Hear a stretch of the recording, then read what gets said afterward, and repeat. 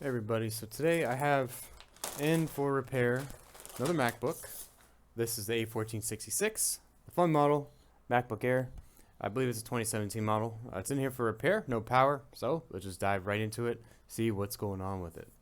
So we have it open here, just gonna see if there's any obvious damage. We did remove this already. See, that was a problem.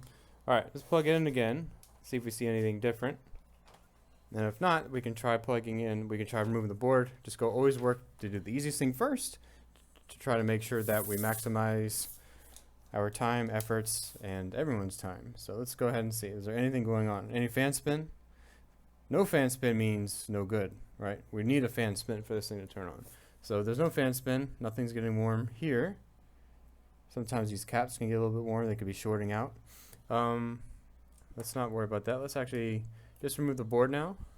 So we were opening it and we did notice this right away, right when we took out the battery. I like to take out the battery because it makes it easier for me to move cables. I don't know about everyone else, but see this here? That's definitely liquid. Something is touching it. And when liquid touches around this area, this is the board that does have what? This is the keyboard underneath there. And what also does the keyboard have? It also has a power button. The power button is attached to the keyboard, so one of those traces on the side of this board here, if it's impacted, it can definitely lead to a problem for at least turning on, because it's like holding the power button down, especially if it's corroded or something. But let's go ahead and remove it. Let's just see if we're going to try and make life easier. Let's go ahead and see. Let me put this cable right back in right now. Just see if there's anything that's going to make it easy. Maybe it just needs a keyboard replacement. Let's see. So plug this in and we get a fan spin. Okay, so we stopped there partially. And we should probably go, oh yeah, we're not gonna get it. And we get a power on. I think we see that backlight.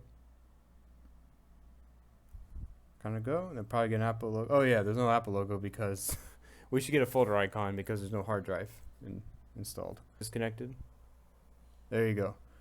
Alright, so at least we get an image, we get that. Alright, so we know that there's at least gonna be damage over here. Let's go ahead under the microscope and see. See that? There's a little bit of a spot there, and it's not me. Let's see, maybe there's some liquid here on this cable. Aha, and I could kind of see it under here. So you see this? See this blue that's under here? Right under here, under the trackpad. And then there's also corrosion on this cable. See that? So liquid a lot of times likes to get under here because there is a problem. Well, obviously liquid likes to get under here because it's a very easy way for liquid to flow. There's not a lot of insulation around the trackpad area here, and it's very easy, very easy. And you can even see it's a little bit white, like kind of messy on this side. Most likely just seep through here, and then it's easy. You can touch almost anything that's there. We know the trackpad's bad because if I do this, it's gonna work. It's gonna turn on.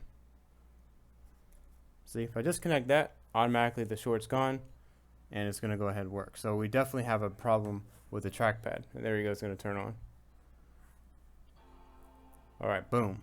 So we also need to replace the trackpad because my easy way isn't gonna go ahead and work. So we'll go get a trackpad, replace it, and then everything should be good. Okay, so we're gonna go ahead and remove this trackpad. Just pop it up like that. Remove the junk. Okay, so just go up in like that. Should hold. Always number one thing when you get a trackpad, make sure it can click. Right, definitely want to do that. Alright, so we got everything in.